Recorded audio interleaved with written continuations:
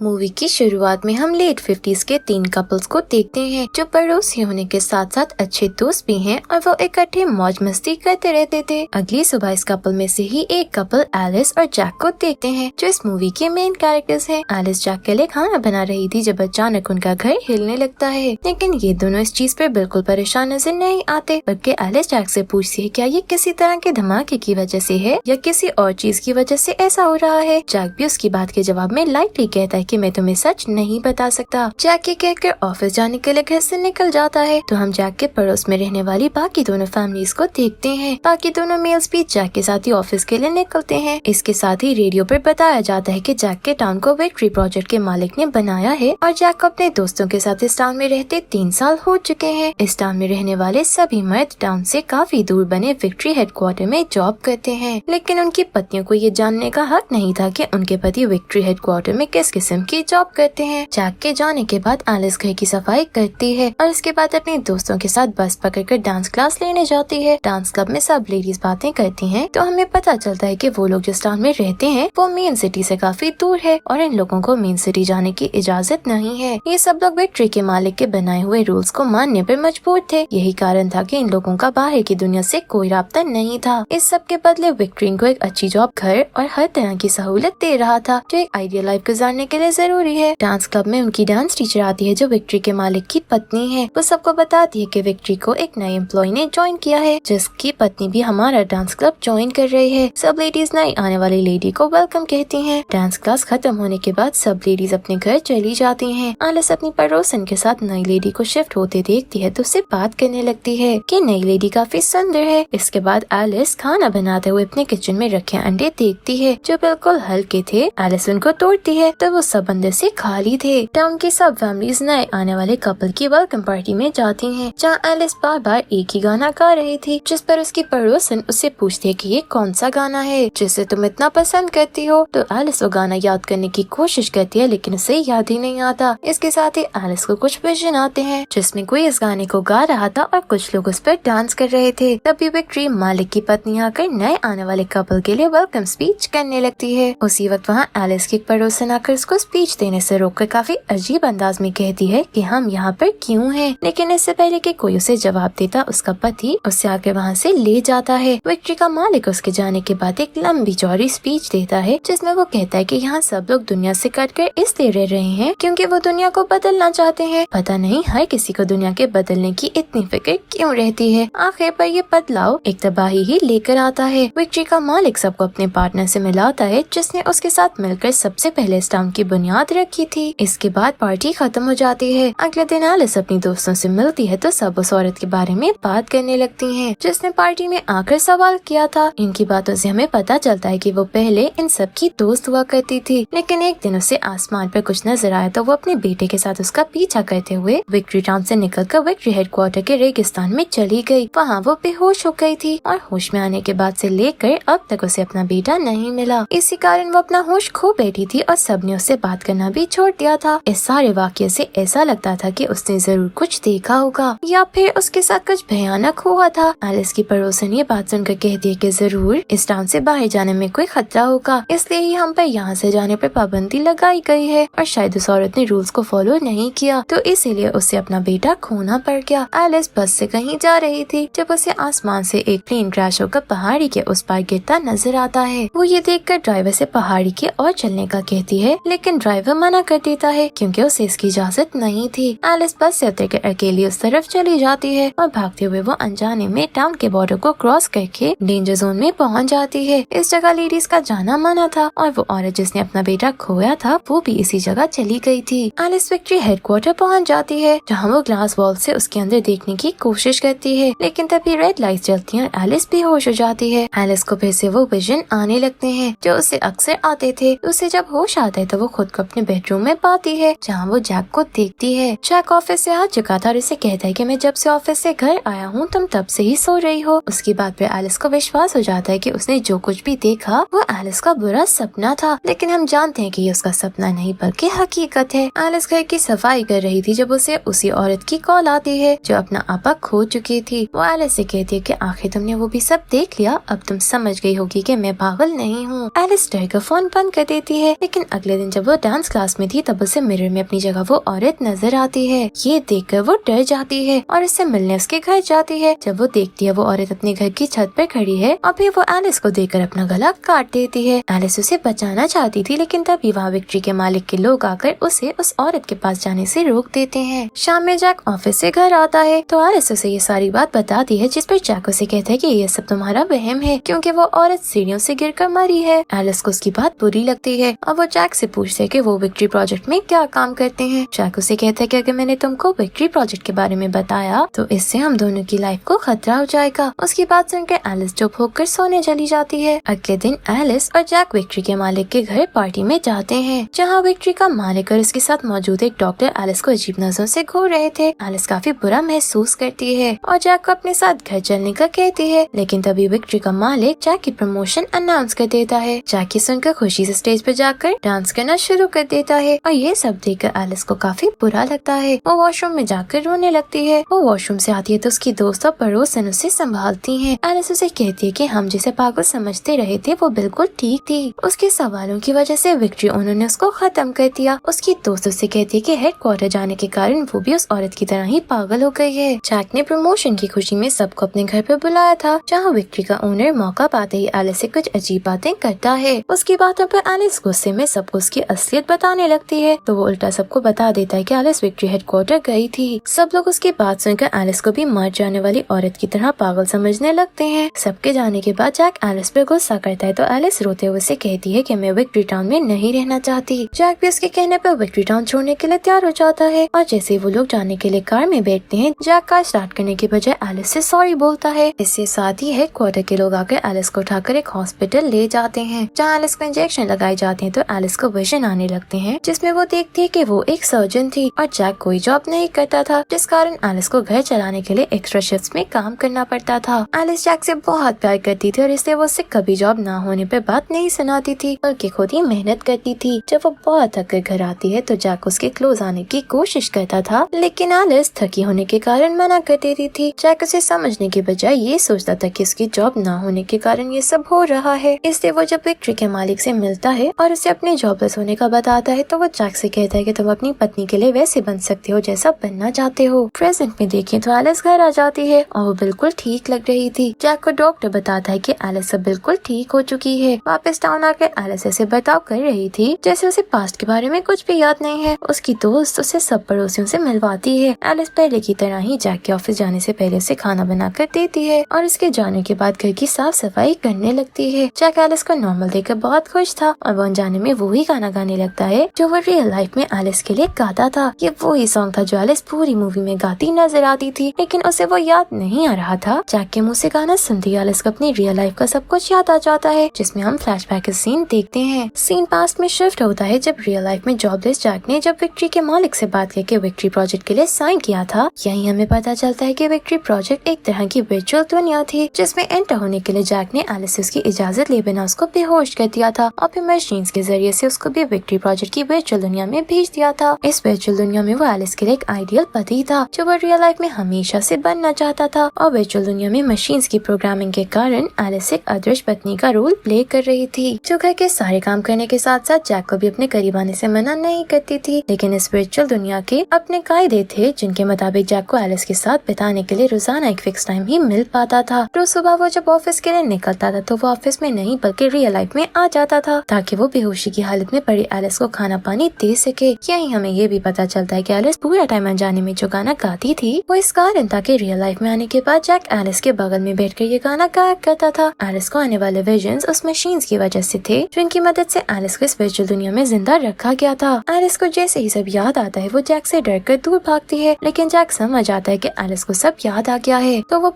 Alice को जोर से पकड़ लेता है, माफी मांगने लगता है। उसके पकड़ने से एलिस का दम घुटने लगता है तो वो घबराहट में जैक के सर पे मार मार कर उसे ही मार देती है। जैक के खत्म होते ही एलिस की पड़ोसन बनी वहाँ आ जाती है, जिसे एलिस इस वर्चुअल दुनिया की हकीकत बताने की कोशिश करती है, लेकिन बनी उसे कहती है कि मुझे पहले से सब पता है क्योंकि मैंने खुद इस दुनिया के लिए साइन किया था। रियल लाइफ में बनी के बच्चों की मौत हो गई थी, जिस कारण वो वर्चुअल दुनिया में आ गई थी, जिसका मतलब ये था कि ये लोग अपनी रियलिटी से दूर भाग रहे थे और एक धोखे की दुनिया में जी रहे थे। बनी एलिस को कहती है कि तुम्हें यहाँ से निकलना होगा क्योंकि तुमने जैक को मार दिया है, और अगर एक बार कोई इंसान वर्चुअल लाइफ में खत्म हो जाए तो वो असल जिंदगी में भी खत्म हो जाता है। अगर विक्ट्री प्रोजेक्ट वालों को जैक के मरने की खबर हुई तो वो एलिस को भी खत्म कर देंगे, क्योंकि जैक ने इस प्रोग्राम में as a primary consumer sign किया था, जिसके मरने के बाद एलिस की अब यहाँ कोई जरूरत नहीं थी। एलिस को समझ आ जाता है कि विक्ट्री टाउन में जितनी भी लेडीज हैं उन सब के पतियों ने उनको एलिस की तरह ही ट्रैप करके रखा हुआ है, और वो औरतें भी नहीं जानती कि रियल लाइफ में उनकी एक अलग जिंदगी है। एलिस अपनी जान बचाने के लिए कार में बैठकर सीधा विक्ट्री हेडक्वार्टर की तरफ जाती है, क्योंकि वहाँ से बाहर निकलने का बस एक यही रास्ता था। तभी विक्ट्री के मालिक के लोग उसका पीछा करना शुरू कर देते हैं, लेकिन एलिस इतनी चालाकी से इस तरह ड्राइव करती है कि उन सब लोगों की कारें आपस में ही टकरा जाती हैं, जिस कारण वो लोग वहीं खत्म हो जाते हैं। विक्ट्री का मालिक एलिस को मारने के लिए आना चाहता था, लेकिन उसकी पत्नी उसी को खत्म कर देती है और कहती है कि अब मेरी है। एलिस को देखें तो वो हेडक्वार्टर जाती है, जिसकी ग्लास विंडो को टच करके वो वापस अपनी असली जिंदगी में चली जाती है। और इसके साथ ही हमारी ये मूवी यहीं एंड हो जाती है। इस मूवी में हमें इंसानों की ना पूरी होने वाली इच्छाओं को दिखाया गया है, जिसके लिए वो कोई भी रास्ता अपनाने से पहले नहीं सोचते। जैक जिसने अपनी इच्छाओं को पूरा करने के लिए एक फेक लाइफ सेट कर ली थी, बहुत से इंसान भी अपने एक फैंटेसी वर्ल्ड बना लेते हैं, जिसमें रहकर वो बहुत खुश होते हैं और हकीकत की दुनिया में वापस नहीं आना चाहते, ये जानते हुए भी कि हकीकत कैसी भी कड़वी हो उससे भागा नहीं जा सकता, और हकीकत से भागने वालों का यही अंजाम होता है जो जैक का हुआ, जिसने मेहनत करके अपनी जिंदगी ठीक करने के बजाय एक धोखे की जिंदगी को चुना और एंड पर उसके हाथ कुछ भी नहीं आया। Thank you for watching.